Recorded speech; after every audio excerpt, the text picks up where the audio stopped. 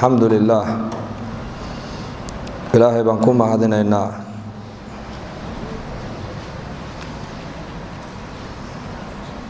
masaajidka inoo idmay inaan fadhiisano masaajidu waa khayrul biqaac dhulkan aan dul joogno meelaha ugu khayr badan ee ilaahay jalla wa ala agtiisa laga jecel yahay waa masaajida أحب البلاد إلى الله المساجد وأبغض البلاد إلى الله الأسواق نبي عليه الصلاة والسلام وحاول نوشيغي دولك مالها إلهي وجعل يهي ومساجد ديسا مالها إلهي وقلنا عب يهينا وأسواق دويان سوق وماشى التجارة أدوية أي كهر قشو masaajiduna waa meesha ay ka hirgasho tijaarada aakhiradu tujaaru dunya aswaaqda ayaa laga helaa tujaaru aakhirana meesha mar walba laga helo waa masaajida weeyaan Sufyaan ath-Thawri rahmatullahi alayhi ayaa oran jiray al-mu'minu fil masjid kas-samaki fil ma' qofka mu'minka masaajidka dhexdiisa marka uu joogo wuxuu la mid yahay sida kalluun biyo ku dhex jiro oo kale kalluunka noloshiisa oo dhan waxa lagu xidhay waa biyaha hadii biyaha uu ka dhaxbaxana isaga dhibaato oo dhimanaya muuminkana meesha uu ku noolaada waa masaajid meesha qalbigiisu ku xasila waa masjid meesha uu diintiisa ka barta waa masaajidka meesha muuminku ilaahay kaga xidhmaa waa masaajidka noloshiisa muuminku meesha uu ku toosiya waa masaajidka meesha ilaahay kaga xidhmaana waa masjid muslim baan ahay masaajidkana kuma xidhni waxay ka dhigan tahay ilaahay cilaaqo lama lihi bay ka dhigan tahay ibn Abbas radiyallahu anhuma ayaa la weydiiyo lagu yiri ninka salaada jumcadana aan soo xaadireynin salaada jamacana aan ka soo qayb galeyn waxa oran lahayd markaas uu huwa fi naar haduu sida ku dhinto naar buu ku dhex jiraa buu naar ninka salaada jumcana aan soo xaadireyn shanta waqtina jamaca aan laga helaynin jamaca aan ku xidhnay jamaca muslimiinta haduu sida ku dhinto naar buu ku jiraa buu yiri marka muuminku meesha uu kaga xidhmaa rabbigi waa masaajidka meesha uu akhlaaqda wanaagsan uu ka kasbada waa masaajidka meesha uu shariicada islaamka iyo diintiisa uu ka bartaa waa masaajidka meesha qofka dadnimadiisu ay ku hagaagtaa waa masaajidka marka noloshiisa dhan baa masjidka ku xidhan qofka muuminka sida ilaahay ugu xidhmaayo masjidku ka baran sidoo labada waalid u raali gelinaya masjidku ka baran sida uu ganacsiga u hirgelinaya ganacsigiisa masjidku ka baran sida uu jaarkiisa ula dhaqmayo cilmiga masjidku ka qaadan sida uu ganacsanayana cilmigeeda masjidku ka qaadan haduu ummad maamulayana xabka u maamulayo cilmigeeda masjidku ka qaadan muuminku masaajidka markuu dhex joogo baa la yiri waa sida kalluun biyo ku jiro oo kale والمنافق في المسجد كالطير في القفص qofka munaafiqa masjidka dhexdeeda markuu joogana wuxuu la mid yahay shimbir banaanka uu iska duulayo iska xayaadaya laga soo qabtay oo qafas lagu dhex riday meeshiisi ma laana shimbirku daa'iman meesha loogu talagalay waa hawada yatiir fi الهواء qafas marka lagu ridana waa ciriiri buu dareemaya munaafiqo masjidka marka uu soo galana wuxuu la mid yahay sida ma aragtaan shimbir qafas lagu dhex riday buu la mid yahay masaajidu marka waa meesha ilaahay arlada ugu jecel yahay malaa'iktu xataa marka imanayso masaajidda ka bilaabaan safarkooda masaajidka qofka ku xidhan ee ku taxan wuxuu noqdaa jaliisul malaa'ika qof mar walba malaa'ikta la fadhiyo buu noqonayaa laana majliska neemka aan fadhina waxa uu nabigu noo sheegay malaa'iktu inay la fadhiisanayso inna lillahi sayyara ba nabigu inna lillahi malaa'ikatan sayyara ilaahay waxa uu leeyahay malaa'ig arlada dusheeda ayay socdaan yaltimisuuna majaalis adh-dhikri majaalista ilaahay lagu xusay ayay raadiyaan malaa'igta kamida markuu arko wuxuu leeyahay halummu ila haajaatikum malaa'igtii kale ayuu ku leeyahay muraadkada arlada u timaadeen aad kala haydeen aniga arko la kulme kaalaya buu leeyahay dana malaa'igtu markaas garbahooga ayay saaraan baa nabigu yiri calayhi salaatu wasalaam ila samada adduunyada ayay buuxinayaan majliska markay ka noqdaan ilaahay jalla wa ala dhinaciisa u noqdaan buu ilaahay ku odhanaya maanta maxaad la kulanteen oo maxaad ku urursanaydeen waxay odhanayaan adoomahaaga kamida ayaan la kulannay adigay ku weyneynayeen adigay ku ammaanayeen adigay ku nazahayeen adigay kugu mahadinayeen markaasuu ilaahay may arkeen aniga may arkin hadday arki lahaayeen bal ka warrama baa ilaahay yidhaahdaa markaasuu leeyahay malagii hadday kuwa ku arki lahaayeen ayagoo adiga aanan ku arkin bayba ku ammaanayeen oo kugu mahadinayeen oo ku weyneynayeen hadday adiga ku arki lahaayeen sida hadda ay ku ammaanayeen ee ku xusayeen si ka sii ziyaadsan bay ku hadal hayn lahaayeen markaasuu ilaahay yiraahdaa maxay weydiisanayaan bal ii sheega markaasuu yiraahdaa malagii jannada ku weydiisanayaan oo jannadeeda may arkeen may arkin hadday jannada arki lahaayeen bal ka warrama sida hadda jannada ku weydiisanayaan si ka daran ay jannada ku weydiisan lahaayeen markaas ilaahay yiraahdaa maxay ga magan galayeen naarta oo naarteeda may arkeen maya hadday arki lahaayeen bal ka warrama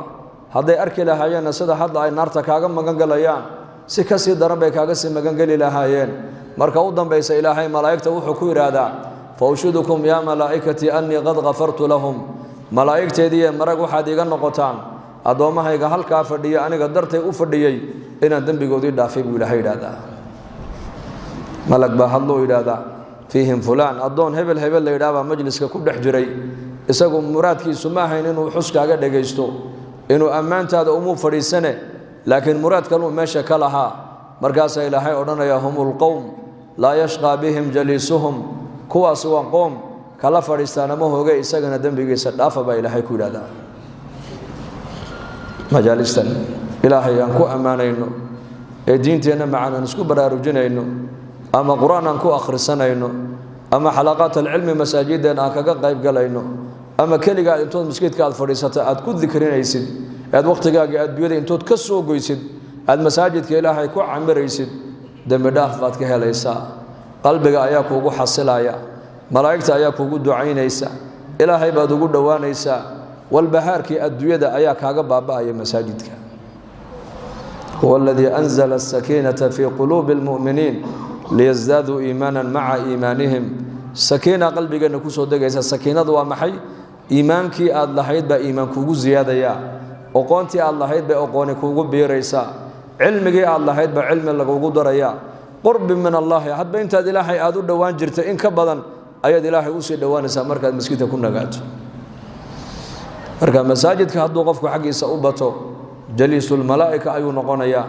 qofku hadduu suuqa u batana jaliisu shaytaan buu noqonayaa shayaatiintu la fadhiisanaya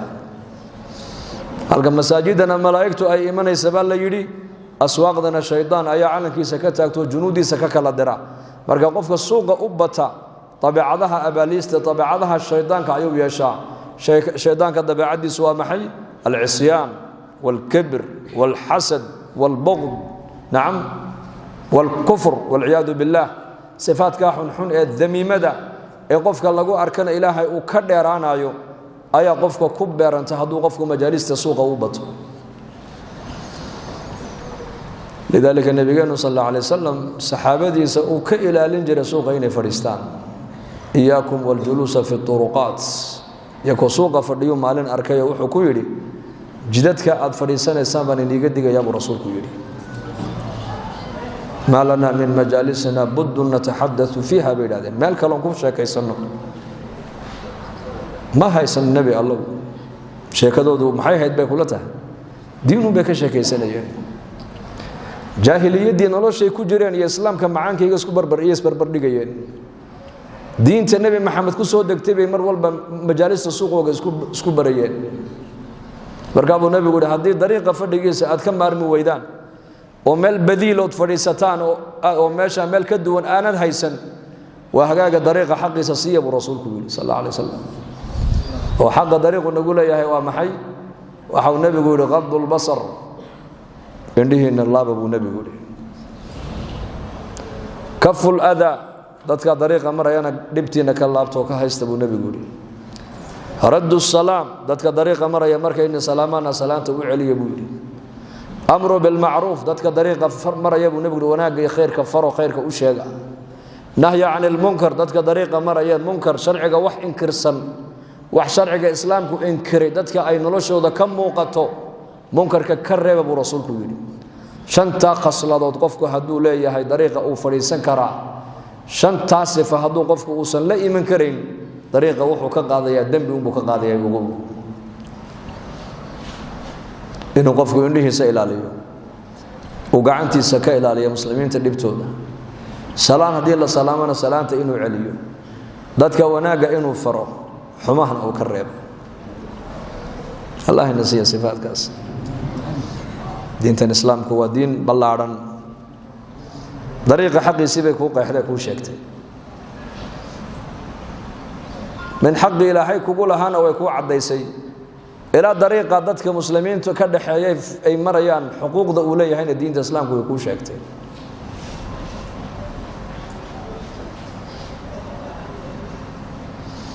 marka goolay dadkeenan waxaan u badanahay dadka suuqa ka bayac mushtareenay Soomaaliya bayac mushtarkiin Allah inii barakeeyo amiin hada lana tijaarada wanaagsan ee xalaasha waa cibaado bay culimadu yiraahdaan waa cibaado oo nabiga sallallahu alayhi wasallam wakiilaha dirhamka aad ilaahay diinkiisa aad ku bixisay iyo dirhamka adoon aad ku xoreysay iyo dirhamka miskiin aad siisay iyo dirhamka reerkaaga masaariif aad uga dhigtay iyo biilkoodii aad uga dhigtay ilaahay agtiisa waxa ajar badan oo khayr badan buu nabigu ka aad reerkaaga ku bixinaysay waa markuu xalaal yahay weeyaan xaraan haduu noqdo may bishardi waa inuu hada xalaal kasbiga xalaashaana bay culimadu yiraahdaan waa cibaado صدح خصلات هذو كسب جاسي أولى هي عبادة نقن هذو سلهين عبادة نقن مايو مركوه الرئيس كسب جاسي وينه هذا حلال بير وينه هذا مركز هذا حالنا كسب جا دحديس وح معصية وين اللي سمينين معصية لقى إلى عليها وإله طاعة ديس ويكون دافن صلاة وين يكون دافن كسب جا دحدي هذا وح غفلة ودين الآن يانا اللي أركن ومقاحيها دركيسا subaxdina quraan bay ku daaraan iyo ku furaan waaga marka dadku indhaha kala qaadaan hees qaaciya bay ku tuuraan idan maalin ku weecanoon dhawaniyo ajaladan quraanka ama wacdigan culimada subaxdii aad daaraysid maad ku daysida wuxuu dadka ii soo galay buu hadaa taa ku daayo la ilaaha illa allah oo hadaa subaxdii maxaad u daartaa wuxuu waa baraka wiil waa barako baraka ka raadinaya buu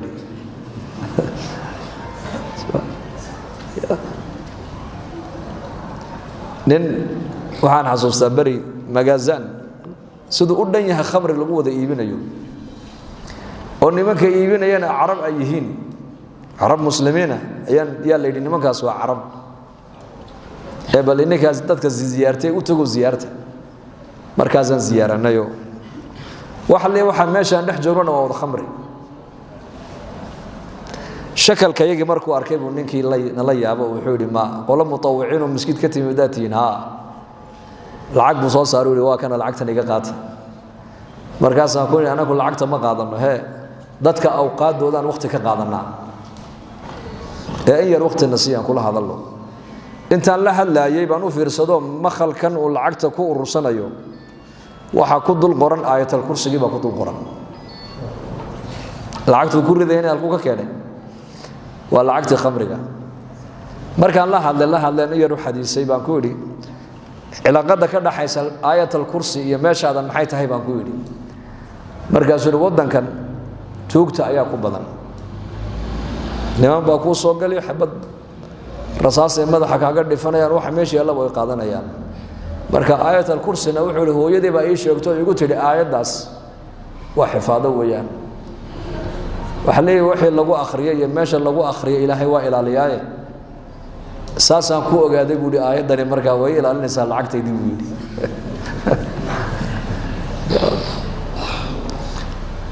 marka kasbigu waa inuu noqdo xalaal marka horeysa marka labaadna bay culimadu leeyihiin kasbiga dhaxdiisa waa inaan wax macsiya lagu dhex sameeyo marka saddexaadna yaqiintaadu inay kasbigan ahaan yaqiintaadu waa inay ahaato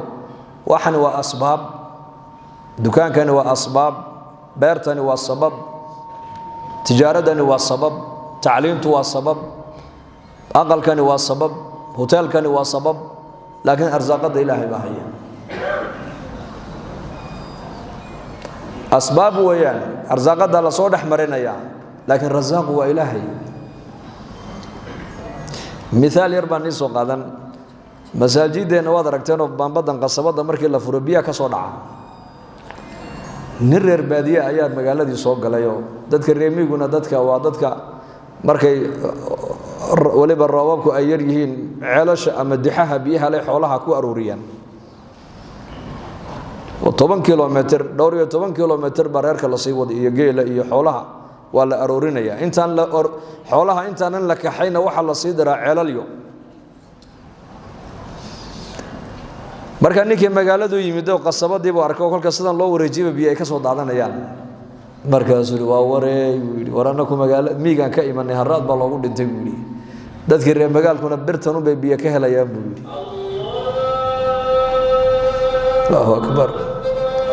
markaasuu waraystu yiri birtan halkee lagu gadaa ay sheegay waxa dukaankana lagu gadaa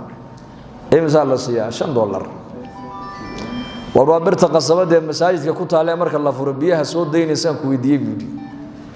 waa tan buu yiri waa $5 waa badwi iska qaato wadankiisa buu la tagay dadkii oo arooraya buu ku yiri war joogsada waad war laadihiin magaaladu way ilbaxnimo waxa la gaaray birtaas biyo laga keenay birtii baan soo iibiyo tolkayo biyo ma ka soo dhacayaan ka soo dhicmayaan yani waa midaal wuxuu ku soo noqday ninkii wuxuu rood dhacday buu saad ugu dhacday aanu ta masaajidka aan ku arkay biyaha soo deynaysan ka iro tan adiga iibsay bila biyaha markaas lagu yiri war qasabadan aad arkaysid barakad baa ka horeysa barakada qasabad kala biyaha ku shubaysa qasabado iyo beeba baa dhulka dhexdeeda marsan biyaha waxa laga keenay ceelal riig lagu qodo 200 mitir baa biyaha loogu tagay hadar wax sahal ma aha lagu dhibiyay lagu keenay مثالkaas dadku maanta la mid yihiin ninka qasabada biyuhu ka soo baxayaan biyuhu halka inay ku jiraan buu mooday uu ku dhagay bal meesha biyuhu way ka soo dhax baxayaan dukaankaaga aqalkaada tijaaradaada beertaada ziraacadaada xoolahaaga xafiiskaaga wa asbaab ilaahay ba soo dhax marinaya arsaaqada laakiin razaaqu waa kuma razaaqu waa ilaahay razaaqu waa ilaahay lidalika qofka muuminka asbaabtan uu la imanaya inuu yaqiinsado la dooni maayo asbaabtan waxa loo baahan yahay inaad asbaab ahaan u la timaadid laakiin arsaaqada ilaahay baa inoo ballan qaaday oo bil iyo 20 habeen ilmuhu caloosha hooyo markuu ku jiray afartii arimood ee malagu uu qoray bay kamid tahay bikatbi rizqihi wa ajalihi aw shaqiyun aw sa'id wa ki hadiiska sahih nabigu sheegay afar ba ilmaha markuu 120 habeen uurku hooyo uu ku jiro afartan ka hore buu nabigu waa nudfad waa biyo yar afartan ka dambana waxa uu nabigu waa xinjir yar oo dhiiga afartan ka saddexaad dambana waa waslad yar oo hiliba 120 ka habeen calooshooyo ilmuhu markuu ku jiro ayaa malaga ruuxda loo soo dhibaayo waa fuufa dana malagaasi afar shay buu qorayaa buu nabigu yiri waxa uu yiraahday ilaahumma adoonkan ilmaha caloosha gale malaba ma dhidig habeenkaas la qori midka uu noqonayo maqani ba mise waa faqiir arsaaqadiisa habeenkaas la qori ma ahla naar ba mise waa ahla jannana habeenkaas la qori buu nabigu yiri malaba mise waa dhidig ajashiisi baa la qoray arsaaqadiisi baa la qoray shaqi iyo saciid ahla aljanna ahla naar midku yahay habeenkaas la qori halka qabrigiisu noqonayna habeenka bal calaamadeyn taariikhdu dhimanayo marka waxaan adduunka dul yaalo waa asbaab daawadaad cunaysid waa sabab lama inkirayo dukaankaad ka shaqaynaysid furata waa sabab lama inkirayo beer haddaad falatay waa sabab laakiin waa inaad ogaataa almusabbib waa ilaahay jalla wacala marka yaqiin baa loo baahan yahay dadku inay ku noolaadaan yaqiin naciish calaa yaqiinin bay culimmadu leeyihiin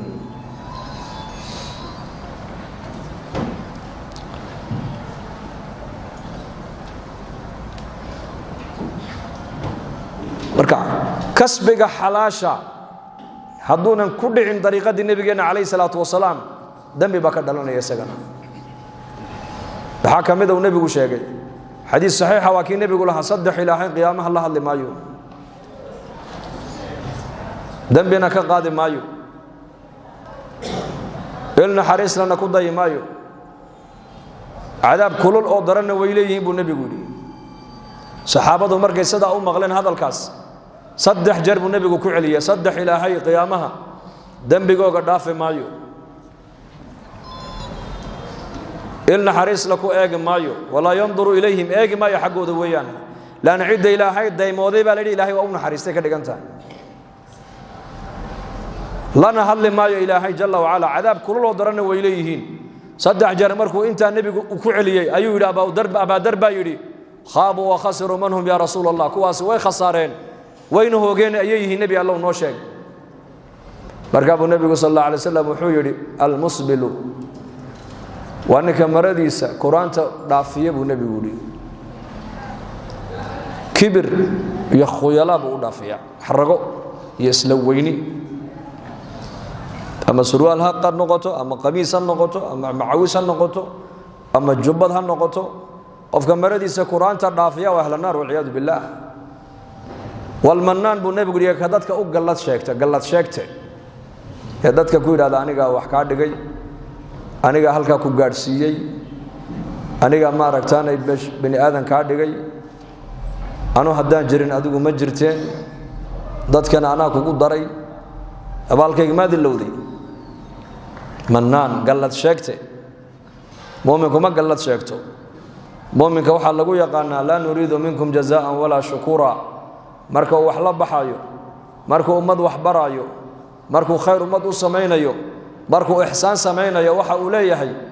anu ilaahay maayna adiga waxba kaama barababa ilaahay dartii baan wax kugu qaban lan ilaahay baan wax ka sugayaa ya wal munfiqu sil'atahu bil halaf al kadhib ba nabi guri ninka badaacadiisa ku iibiya dhaar beena badaacadu iibinayay buu ku iibinaya dhaar beena xaga dhaarta kugu kalifay si qofkan jeebkiisa lacagta ku jirto uu ula baxa buu leeyahay anigu $5 baan ku iibsaday $1 baan dul dhigtay intuu waliba u dhaarto maxaa been kugu kalifay aba waxaagiya tijaaradu waa xalaal maxaad been ugu tijaaradaadii aad been ugu badili dhaar beena maxaad ugu iibin waa in runta u sheegtaa qofka inta baan siinaya inta wixii ka hooseeyana kama ma dhimi karo marka taajirka waa inuu ahaado taajiru saduuq al-amiin yuhsharu yawm al-qiyaamati ma'a an-nabiyyin ba nabigu yiri xadiis kale ninka taajirka ee tijaaradiisa labada sifa ku iibinaya labadee as-sidq wal-amaana waa run wixiisu waa run been ma sheegayo wuxuu iibinaya run buu ku iibinaya waxa qaadanaya run buu ku qaadanaya amaanana uu leeyahay dadka agtiisa ay ku isla ganacsanayaan haday amaano u dhibtaan amaanadii way ugu imanayaan labadaas sifa ninka taajirku wuxuu ku noqonayaa ma taqaanaa maalinka qiyaamaha wuxuu la soo baxayaa sidiiqiintu la soo baxayaa sidiiqiin nabiyadu la soo bixi oo sidiiqiintu la soo bixi oo saxaabada rasuulka radiyallahu anhum ragga jannada loogu bishaareeyay ragga ugu qiimo badnaa ugu waaweynaa tujaar bay haayeen Usmaan bin Affan taajir buu ahaa Abi Bakr as-Siddiq taajir buu ahaa Abdurrahman bin Auf taajir buu ahaa Sa'd ibn Abi Waqqas taajir buu ahaa Zubair bin Awam taajir buu ahaa tujaar bay haayeen tobanka jannada loo bishaareeyay ba waxay culimadu yiraahdeen nin ahla sufaa kuma jirin tobankuba wajaha u naas bay haayeen ahla sufaana waad garanaysaan waa ragii nabiga kaleey salaatu wasalaam masaajidka nabiga xagga dambe ka deganaayeen Abu Hurayra ayaa kamid ah ragaas waa la yaqaan ragaas laakiin tobanka jannada loo bishaareeyay rag wada sharaf la bay haayeen oo dadka rag ugu cadcad ee wadanka iyo ummadda laga dhex yaqaan bay haayeen أبي بكر الصديق وكمد رضي الله عنه maalintuu islaamay 6 dukaan buu magaalada Makka u ku lahaa maalintuu nabiga la hijroonayayna awrku nabigu fuulayay maalinta Abu Bakar isaga keenay walaakin nabi Muhammad alayhi salatu wasalaam wuxuu ku yiri bithamaniha ya Abu Bakar anu awrkaadii keentay lacagtiisa kharashkiisa aniga la baxay buu rasuulku ku yiri limaada bil mali wal nafs nabigu maal iyo naf ku socdaa maalkiisu ku fidinaya diinta waqtigiisu diinta ilaahay ku fidinaya dadna nabi maxamed waa ka Abu Bakar safarka la rafiiqay ila al-ghar safar al-hijra wa ma'ruf taariikhdiisu marna nabigu ka horeeya marna nabigu ka dambeeya marka Abu nabigu ku yiri Abu Bakar mar waad iga horeynaysaa mar waad iga dambeynaysaa maxay ku dhacday xagga hore markaan kaaga baqana waa ku hormaraayo waxaan iraahdaa cadowga nabiga intuu wax yeelin adiga waxa lagu yeelo xagga dambe markaan kaaga cabsadana waan ka dambeeyaa buu ka yiri maalintii nabi maxamed alayhi salatu wasalaam godka la geliyayna Abu Bakr as-Siddiq taajir buu ahaa isagoo khalifa oo taladii ummadda oo dhan loo dhiibo gacanta laga saarayna wuxuu ahaa ninkii dharkiisa intuu qaada bagaashka tagay bacadlaha tagay dharkiisa ku iibinayay oo Umar ibn Khattab gacanta intuu soo qabtay uu ku yiri xageed u socotaa deewaan shaqo tagaya reerkii ubadkan u shaqo tagay buu ka yiri ganacsi dambe haleeli masjid buu ka yiri taladii ummadda lagu dhibay adiga oo reerkayga masaariftoodiina annaka bixinayno u shuureen inay adu halka fadhi ba lagu yiri taladii ummadda loo dhibay maskaxdiisa kuma soo dhicin mas'uuliyadda lagu dhibay baad reerkaaga iyo ubadkaaga ku nooleyn doontaa maskaxdiisa kuma soo dhicin waxa maskaxdiisa ku jirta reerkaagana adaa ka mas'uula tanaad ummadda u qabatayna waa mas'uuliyad ummadda u khadmeynaysa halkeen kala joognaa waa kaas Usman ibn Affan kadalika qani buha Usman qani غزوة تبوك markuu nabigu baxayay wuxuu ahaa ninkii 700 oo awr iyo 500 oo faras nabiga hortiisa keenay buu ahaa ayuu inta ciidanka ay ku dar 700 oo awr iyo 500 oo faras inta bixin kana buu ku jira wadankeena asxaabu rasuul marka laga warramay waxaan u haysanaa dad fuqara iyo dhulka yaalayna ahaayeen 10,000 oo nin sahaydoodii buu maalinta nabiga u keenay 10,000 ana ka qaaday igu daa gaadiidkii raacayeen uu keenay baadkay cunayeen sahay ka dhiganayeen uu keenay marka buu nabigu gacmaha cirka u taagu yiri ya rab Usman ibn Affan raalli baan ka hay adiguna raalli ka noqo buu yiri نعم المال الصالح للرجل الصالح نغمانتا xoolaheena baanankay noo yaalaan aqaladay noo yaalaan ciiday noogu jiraan oo qalaan ku dhisana iyagoo xoolahooga iyo dhaqaalahooga diinta Ilaahay bay ku bixinayeen 700 oo faras oo awr iyo 500 oo faras iyo zaadkay 10,000 oo nin ay cunayeen sahay ka dhiganayeen ila tabuuka ay tagayaan ka soo noqonayaana aniga hal igu duceeyo buu yiri fuqara ma hay nigaan gaas hadana habeenkii laba rakacadood oo kaliya quraanka dhama ku dhameynay hadana ninkaas maqaam ibraahim buu habeen labada lugood la galay Usman بعد صلاة العشاء مقام كان النبي إبراهيم وهل كراتك كوي الله وياه نمك واكو كوسمي قبض دير الذهب كان دلاشة إيش هذا اللي قد عوض الجبري قال بنان كيسكا هيدو لبض اللقود بالدول دي جرو مركا مقام إبراهيم الكابو عثمان هبين كي نن صحابة كمدو كويدي يجا يربح نقولنا كوي عبادته مركاسو بوجا بحي مركو أركا أميركو دول جوجا بوجا دقاقي مركاسو لبض يسولو وذل كاجلية لبض ركعوك تكذي ركعتي كوبان قرآن كوكو دميي ركعتي لبان نقول والله كنت كذي آذان كيف فجر كنا والله أدمي الدوية هنا التجار بيهايان وحولها انت عليك بيدين تكون بحنيان آخر هذا مركز نقطة عبادة مركز نقطة القرآن كان لما ركعت بكو ختمي لما كي buqaada ahaa markii Usmaan ay rabeen inay dilaan fadaa'ilka uu sheegtay bay kamid ahayd arrinkaasi warmaanaadi dilaysaan buu ku yiri nimankii buqaada ahaa Masar iyo Basra iyo iska soo urursaday ee doonaya Usmaan inay qudha kaga jaraan runtii wayna dileen markii dambe wuxuu warmaanaadi dilaysaan miyaanadi ogeyn buu laba gabdhood oo nabi uu dhalay in aniga la ii dhisay oo tani markay iga dhimatay tii labaad uu nabigu ii dhisay tii labaad markay iga dhimatay uu nabigu yiri ina saddexaad oo ina Muhammad haday noolaan lahayd Usmaanow waan ku guurin lahaa buu nabigu alayhi salaatu wasalaam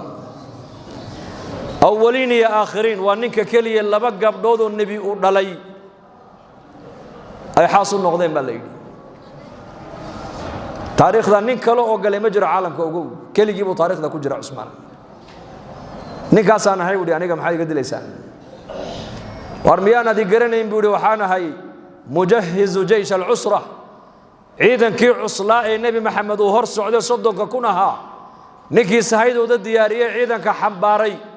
ee gaadiidkay raacayeen iyo sahayday ku baxayeen keenay baan imaad garanayn buu ku yiri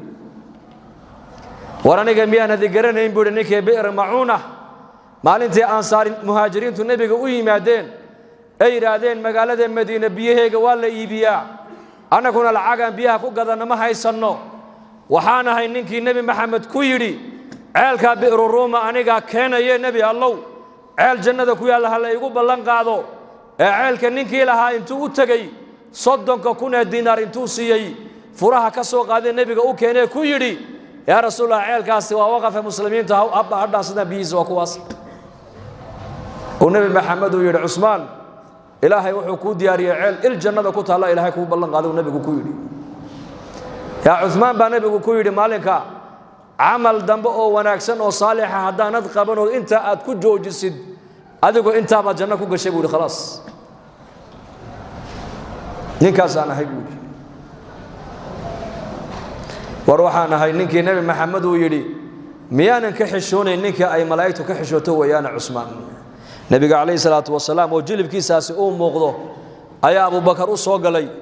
oo iska fadhiyay nabigu sidiisii kama dhaqaaqin fadhigii hadana Umar baa u soo galay sidiisii buu u fadhiyay hadana Ali baa u soo galay sidiisii buu u fadhiyay Usmaan ibn Affan markuu soo galay nabigu maradii buu hagaajistay markaas nabiga lagu yiri Abu Bakar iyo Umar labaduba sodog bay adiga ku yihiin Alina inantaadu qaba saddexdaaba Usmaan ka soo horeyso maradii mad saaran jilibkee maxaad Usmaan uga xishootaa lagu yiri miyaanan ka xishoonayn buu nabigu yiri ninka malaa'ikta ilaahay ba ka xishootay waxaan ogahay buu nabigu yiri hadaan sidii u fadhin lahaa xisho daraadad Usmaan ma soo galeen buu halka uu joogi lahaa buu yiri war ninka dilaysan waa ninkaas yiri ninkaas aan ahay maxaad iga dilaysan aniga Ali baa u yimiday oo inamadiisi ay garab socdaan oo hubka soo qaateen ya Abu Hurayra ya Amir al-Mu'minin nimanka buqaada kugu soo dilo waa 500 oo nin magaalada Madiinana 40 kun oo nin baa joogtay han layno hanqa qabano qudhahan ka jarneen ugu fasax buu ku yiri wuxuu yiri may dhiig islaam magaalada Madiina ku daadan maaye haday aniga ay dilayaan hay dilaan haday aniga ay dilaan buu yiri aniga nabiga ay sheego igu yiri qamiiska ilaahay ku galiyay bay damci doonaan inay ka saaraan hadaad Usmaan oo qamiiska aad iska saartid buu nabigu yiri aniga ay arki meesid ugu qiyaamaha ila kulmi meesid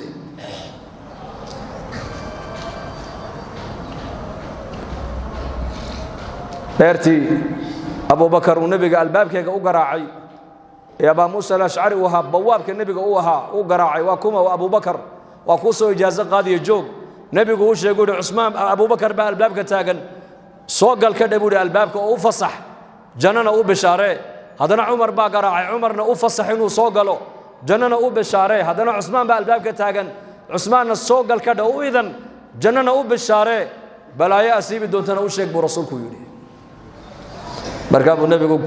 bishaaradii markii loo sheegay balaayo la socota wuxuu yiri Allahul musta'an markaa tiibu Usmaan xasuusiye Ali wuxuu ku yiri balaayada aniga inay qabsani doonto nabiga ay sheegay aniguna waan iska sabrayaaye aniga keligay hal ay dulo han dhinto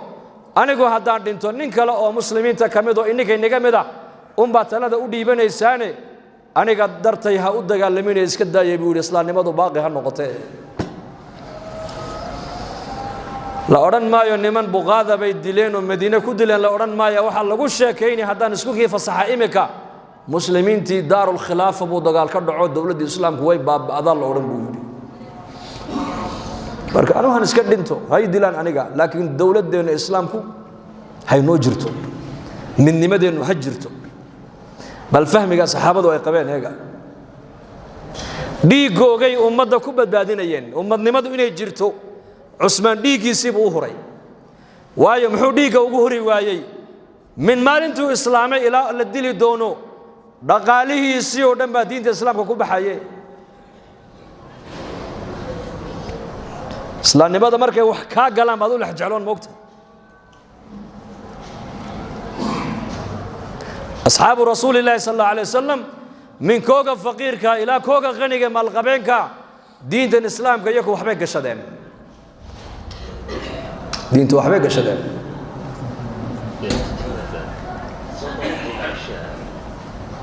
faqataluhu dadna Usmaan sidaasay ku dileen ragay waliba uu soomanaa maalintii la dilaayay isagoo sooman bay dileen markaas ragii u yimid ugu dambeysay u yimid wuxuu ku yiri xaq haddaan nagu leeyahay anigu amiirkiini aan ahay aqaladiina fariisa seeftan iska dhiga buu ani hay difaacina waayo nabiyullaahi muhammad alayhi salatu wassalaam ya abi bakr ya umar man kuma naamay waxay ugu yiraahdeen Usmaan oo maanta anaga nala afuri doontaa marka anigu waan socdaa buu yiri ma joogay adduunkan meel fiican waan marayaa marka aniga dartay ha u dagaalamina buu yiri aniga magacayga dhiig islaam ha ku daadanina halkiina jooga buu yiri aqaladiina fadhiista markaad maqashaan Usmaan waa la dilayna inagu shuuraysto amiir muuminiinta u doortay buu yiri taladu ninka naga guuya kuunu noqon meesay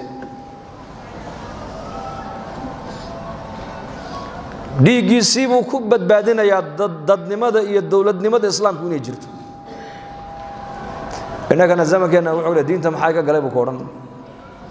diinta maxay ka galay diinta warun waxba kaama galin aqli kaama galin oo dhaqaale kaama galin oo waqti kaama galin oo dhiig kaama galin oo dheecaan kaama galin laakiin qabiilka hadii la caayo waa damqan darkaad ka dhalatay hadii la caayo oo la taabto dhiig karbaad yeelo dhiig wadnaha ku kici way reetolka maxaad ugu damqanaysaa qaaraankaad ku bixisaa iyaga islaamnimada se waxba kaama galin iyaga islaamnimada waxba ka galay min maalinkuu islaamay Usmaan ilaa maalinkii la dili doono dhaqaalihiisa oo dhan diintu ku bixinayay meesha xoogiisii dhaqaalihiisii aqligiisii uu ku baxay inuu naftiisa ku badbaadiyana diyaar buu yahay ma ani hay dilaan laakiin midnimadeenu ha jirto ani hay dilaan laakiin magaaladii Madiina dagaal ka dhacayaan la maqlin aniga hay la dilo han ka taga adduunka laakiin islaamku way haystaan ka tago laan agtooda diinta qiimo lahayd yaka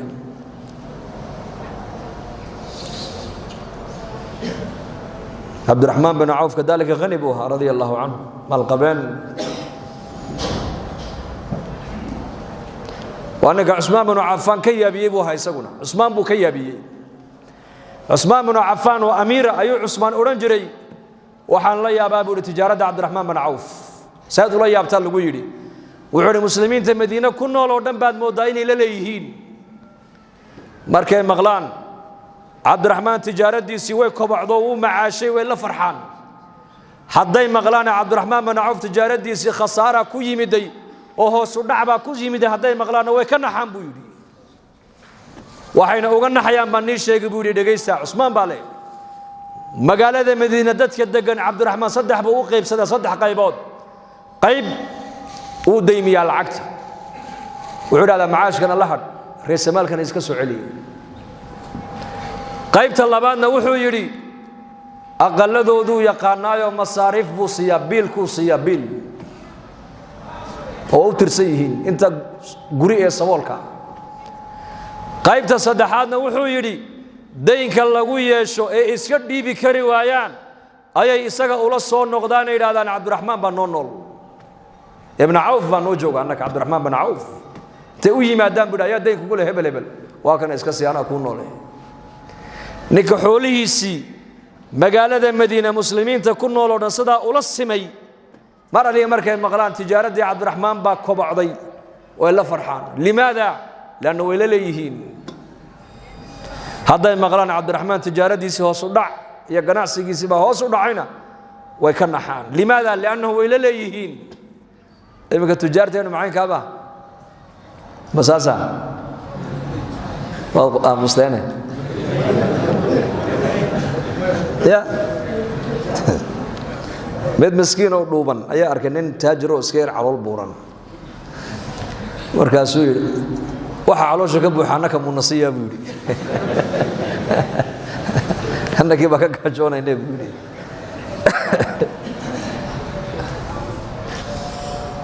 waxay asxaabtu ay hayaan waxay u fahmeen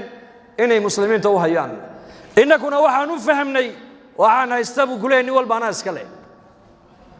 aragtada intay isku jirtaa markaa waxaan haysto ana iska leh waxaad adu haysatidna anay igu fiican yihiin iyaku waxay lahaayeen waxaad haysato adaa iska leh allah kuu barakeeyo waxaan anigu aan hayana walaal adaan kuu hayaa inaan xaqaaga ku ilaaliyo naftayda uma nooli bay lahaayeen iyaku ummaddaan u noolahay haddaan dhimanayo ummaddaan u dhimanayaa innagana maanta waxaan maraynaa inaan idhaahno hee waar anu nafteyda maan cid kale ma aqaano dadka kale maxaa iga galay buu ku odhan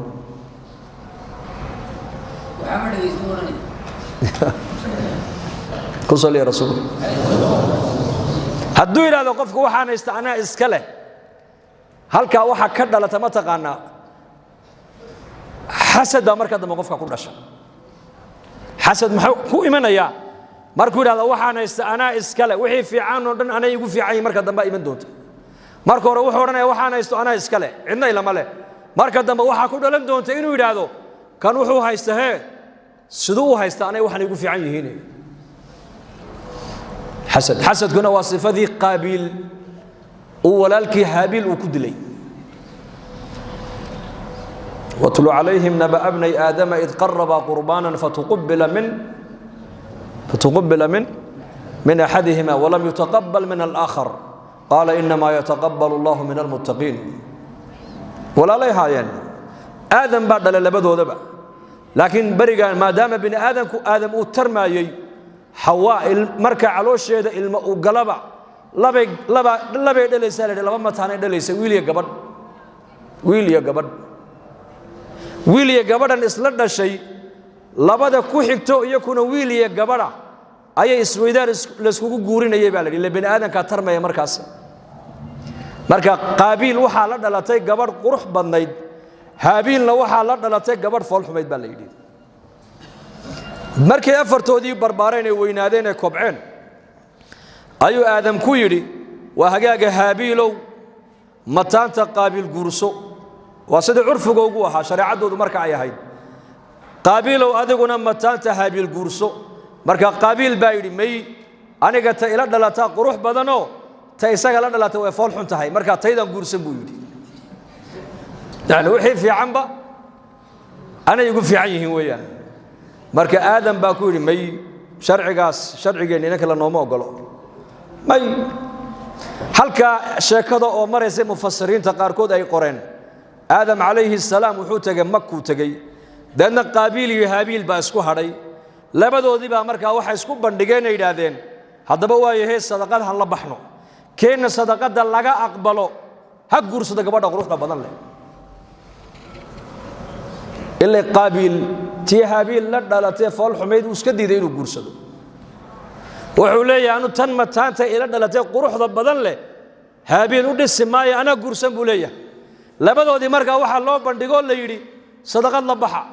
ninna wuxuu ahaa beeruhu falan jiray oo qaabiil wuxuu ahaa nin fallaaxo bidirka iyo zaraca dhulka ayuu beeran jiray haabiilna wuxuu ahaa baa la yidhi xoolo dhaqato kana beertiisii wixii ka soo ga'ay buu halkaa ku ururiyey kana xoolihiisii neefkii ugu qurux badnaayee shishlaa ayuu xaggaa soo dhigay baa la yidhi marka sadaqadaas in la aqbalana waxaa lagu garanayey samada waxaa ka imanaysa naar naartaasi markaa sadaqada la aqbalay bay ku dagayso way gubaysa way baabi'inaysay marka haabiil sadaqadii uu la baxay ayay ku soo degtay baabiisay bale waa neefkii tii qaabiil meesha uu ku ururiyay ee shaciirkii iyo wixii dal cunay zarca ahaa naartii waa ku soo dhici weyday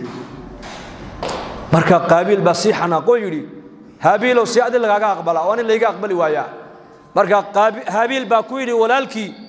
da ilaahay dadka Allah ka cabsiga loo sadaqada ka aqbala buu yiri deewaan ku dili da aday ku taallaa buu laakiin anigu hadad adigu gacanta ii soo fidisid anu ka gacantayda ku qaaday ma yihibu ka yiri deewaa ka dilay marka quraanka ilaahay ku sheegay faqatalahu fa asbaha min an-nadimin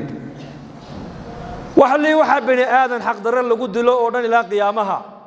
ina aadan ka hore dhiiga daadiyo dhiigi ugu horeeyay xaq darar ninka ku daadiyo qaabil buha dambi buu isaguna ku leeyahay waxa bani aadan xaq darar dhiig lagu dilay oo dhan dambigana muxuu ka dhashay xasadkuna ma ogolo shariicada islaamka xasadku waa maxay hadii la macnayo waxay ka dhigan tahay ilaahu nicmadan hebel aad siisay uma qalmee maxaad u siisay ما إلهي بعد مركا كأركت في عنته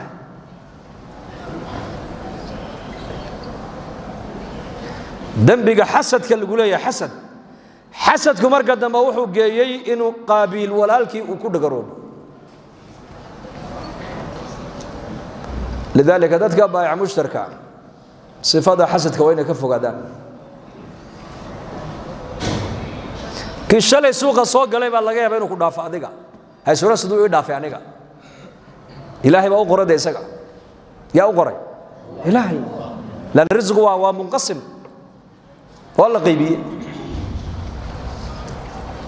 الدنيا ده اللي قمت ترتمي دين ده اللي قمت ترتمى خصلتان من كانت فيه كتبه الله شاكرا صابرا ومن لم تكون فيه لم يكتبه الله شاكرا ولا صابرا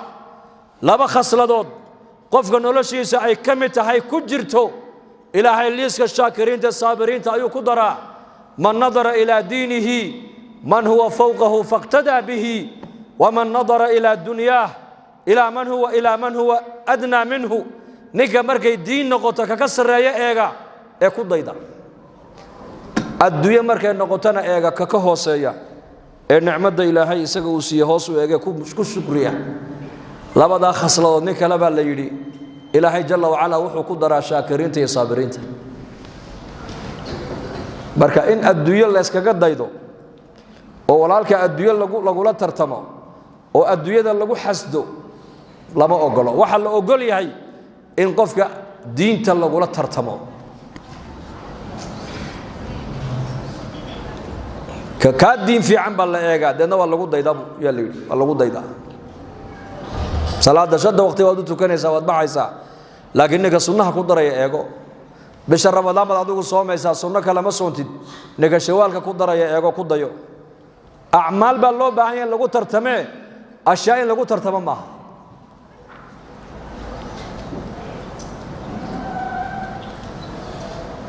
mid walba arsaaqada ilaahay intuu qoray buu helaya in kaloo ziyaada ma helayo kasbiga arsaaqada iskuma xidhno dad baa ka shaqo badan adiga laakiin ka dakhli yar nin baa adiga ka shaqo yar laakiin ka dakhli badan kooligu subaxda 6da subaxnimo shaqadu bilaabo ayuu 6da maqribka ka soo dhaadhaca isagoo naftiisu ay nafba ku jirinba waxa uu qaadanaya wax yar oo leeyahay $15 ama $10 laakiin injineeradu ka warrama maxay shaqeeyaan injineerku imsoo shaqeyn saacad laba saacadood waliba xafiis qabow ku shaqeyn xafiis qabow oo biyihii u yaaleen oo halkan shaahi u yaalo oo ku sheekaynayo laba saddex saaco shaqeyn waxa laga yaabaa $100,000 inuu qaato maaha qalinka wuxuu ku helay arsaaqada may waa u qornayd imsa ka aqoon badan oo xaafadaha fadhido walwalan dadka inta shaqeynaysa kala haysa iyo inta aqalada fadhida cunaysa ma badan ya bal dumarku may shaqeeyaan may hadana way cunaan oo naga qurux badan yihiin ubadku may shaqeeyaan may hadana way cunaan oo naga qurux badan yihiin waayeeladu may shaqeeyaan may hadana way cunaan oo way cabaan dadka walwalan may shaqeeyaan may hadana way cunaan way cabaan dadka jeelasha ku xidhan may shaqeeyaan may haddana way cunaan way cabbaan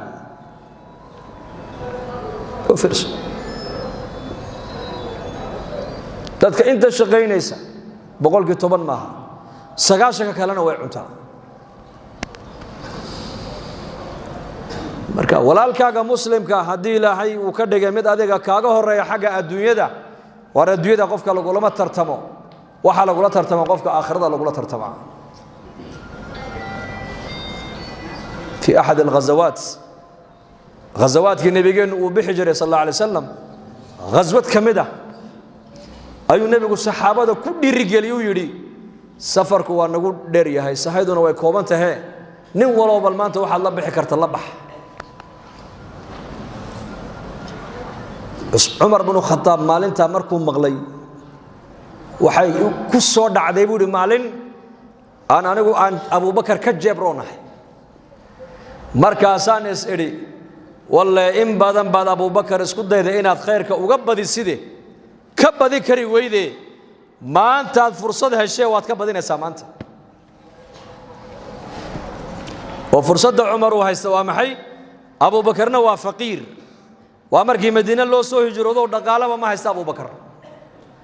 Umarna waa nin maal qabeen oo ganacsi buu leeyahay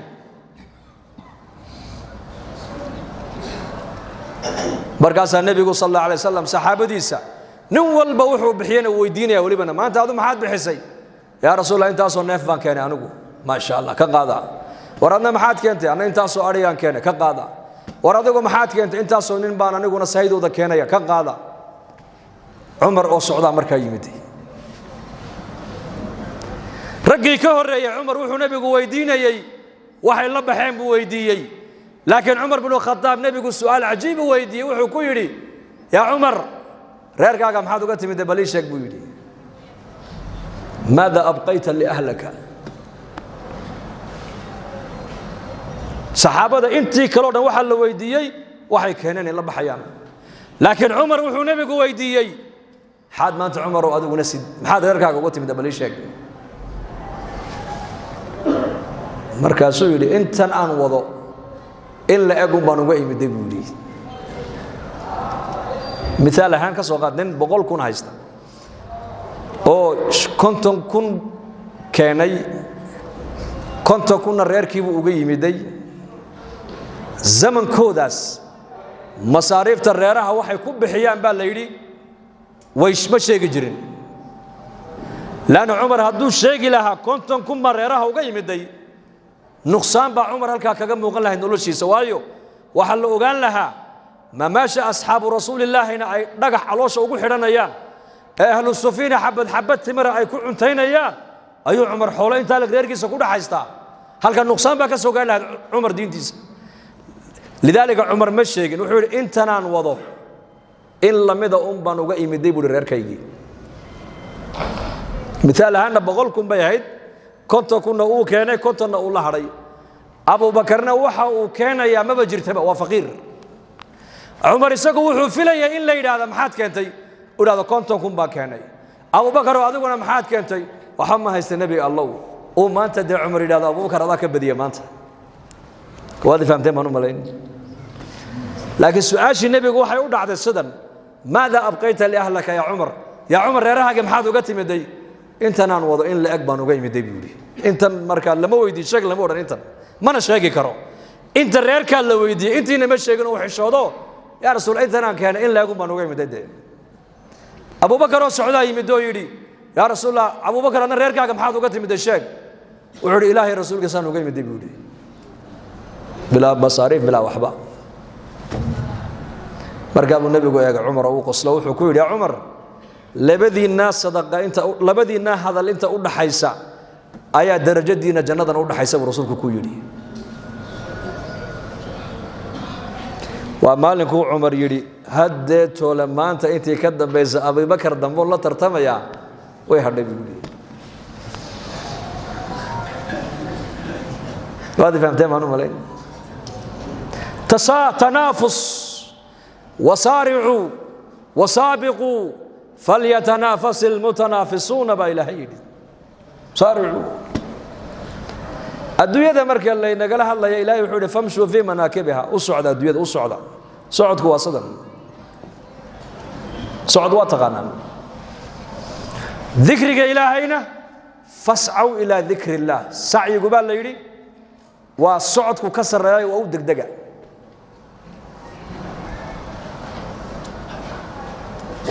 وفي ذلك فليتنافس المتنافسون تنافسكنا waa maxay waa tartan laba qof oo sharad halka loo dhigay oo tartamaysa say u kala badiyaan jannada marka laga hadlayo laba nin oo sharad loo dhigay siday u baratamaan baa ilaahay yiri u soo baratamaan baa ilaahay yiri laakiin ilaahay xaqiisa marka la yirina waxa la yiri fafirru ila allah firarku waa maxay nin liba xiriinay ka warrama laba nin oo sharatamaysa oo sharad halka loo dhigo baratamaysa iyo nin liba xiriinay maska orad ba orkay orad badan inagu dadkeena zamankan baa la yiri fafirru ila dunya adduunyadii baa loo ordaya maanta diin markay noqotona famshu waa u soconaa waan tukaday maxaa laga rabaa buu kooran wax salaada ka badan baa jira adduunyada u socaa laga yiri ilaahay xaqiisana waxa laga yiri fafirru firar ka firarika min al-asad sida libaax naftaada aad uga badbaadin lahayd naarta jahannama uga badbaadi baa lagu leeyahay adduunyada uga badbaadi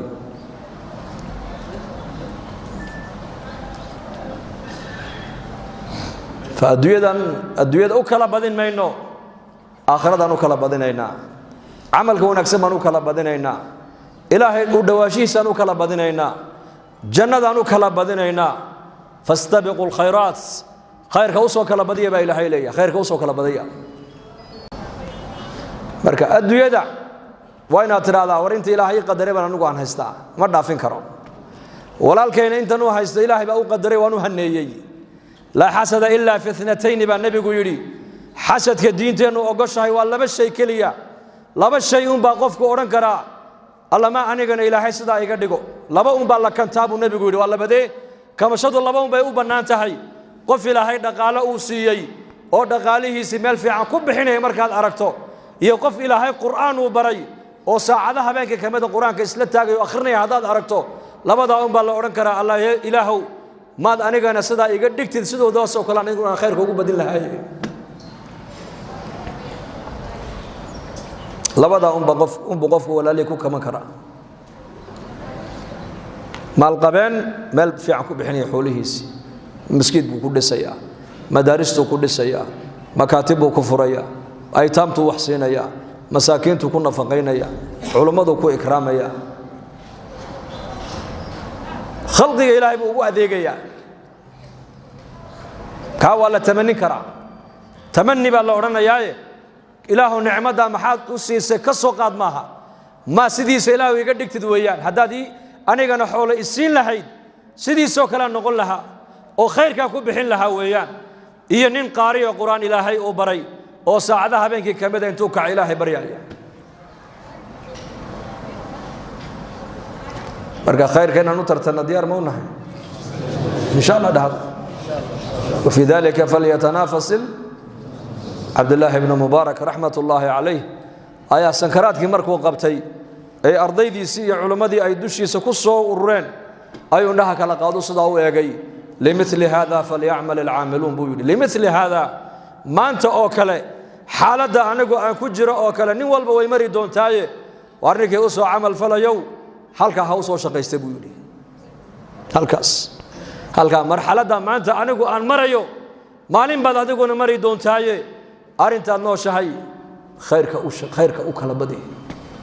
خيرك أوكله بدية خيرك أبرتما خيرك عمرة خيرك بيرة خيرك كشقي خيرك إلهي نسينا ودين الإسلام دين قيمة كوية لسعدك جبريل عليه السلام قرآن كان له سودي بي سيد الملائكة إلهي كدقي نبي محمد قرآن كان له دجي سيد الأولين والآخرين با إلهي كدقي أمة نبي محمد با قرآن كان له سودجي دو شيدا أمة خير بدن با لغا دقي مكة قرآن كان له سودجي بقعدها دويدا خير بدن با لغا دغاي bil ramadaan buu quraanku soo degay bisha bilaha ugu khayr badan baa laga dhigay habeen laylatul qadr quraanka la soo naqliyay habeenkaas wuxuu noqday kun habeen kun bilood habeen ka khayr badan buu noqday habeenkaas diintaas ilaahayna siiyay sharafta ku yeelaysa ee khalqigii sharafta u wada yeeshay jibriil bay diintu sharaf u yeeshay oo lagu ammaano la yiri nazala bihi ar-ruh wa innahu la tanzilu rabbil alamin nazala bihi ar-ruh al-amin jibriil alayhi salam buu quraanku amiin ku sheegay amiin ruh al-amin wa jibriil muxuu amiin ku noqday waa waxiga uu ka soo qaadayay baytul izz ee nabigeena maxamed oo arlada ugu keenayay sayyidul malaa'ika ku noqday nabigeena quraanka lagu soo dajiyay isaga sayyidul awwalina wal aakhirin buu noqday makku quraanku ku soo degay buqcadaha dunyada ugu khayr badan bay noqotay makka salaada makka lagu tukado waa 100,000 oo salaadood 100,000 oo salaadood waa meeqa sano ma taqaana waa 5 sanadood iyo 6 bilood iyo 20 habeen hal salaado makka lagu tukado yaa u dhiganta 5 sanadood iyo 6 bilood iyo 20 habeen 5 salaadood ninka ku tukada ka warrama oo 500 sanadood iyo ziyaado 10 salaadood ninka ku tukada ka warrama 10 salaadood 20 salaadood 5 salaadood waa 250 10kii waa 500 20kii waa 1000 sano iyo dheeraad qof jiray weeyaan makka waxay qadarka iyo qiimaha ku yeelatay waa buqcadii nabi maxamed uu ku dhashay calayhi salaatu wasalaam waa buqcadii kacbadu ku taalay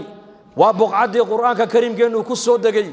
ummadana ilaahay quraan buu siiyay waxay noqotay ummadaha ugu khayr badan bay noqotay habeenkii quraanku soo degayna waxa la yiri inna anzalnahu fi laylatin mubarakah inna anzalnahu fi laylatil qadr laylatul qadr khayrun min alf shahr diintaas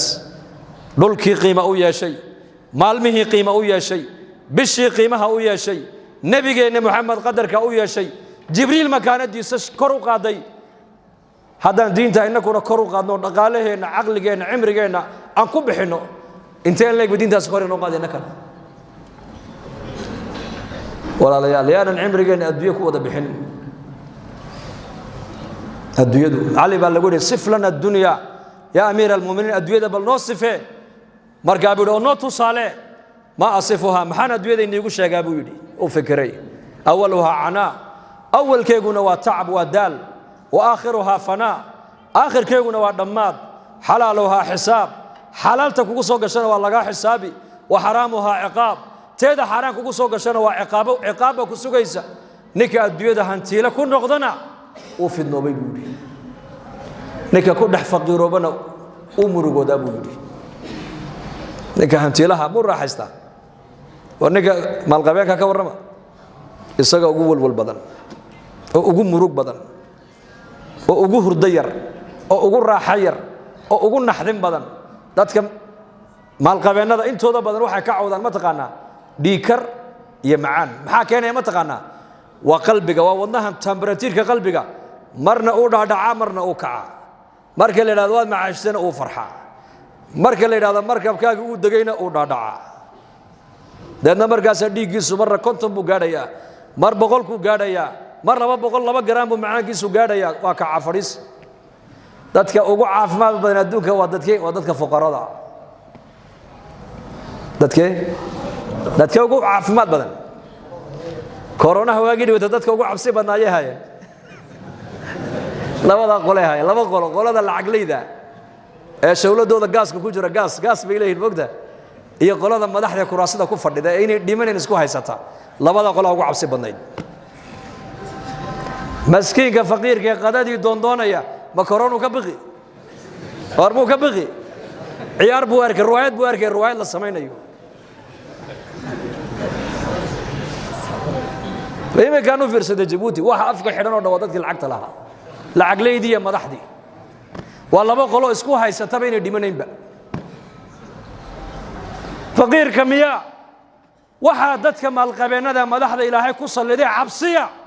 faqiirka ilaahay waa ka qaada waxaas laakiin isaguna xakalu ka murugoono shoomeernimada maxaa tirahdaan bisaarad baa madaxa wareerisay isagana taasuu madaxa la xoqanaya xaggee tagtaa ciyaalka halkeed geysaa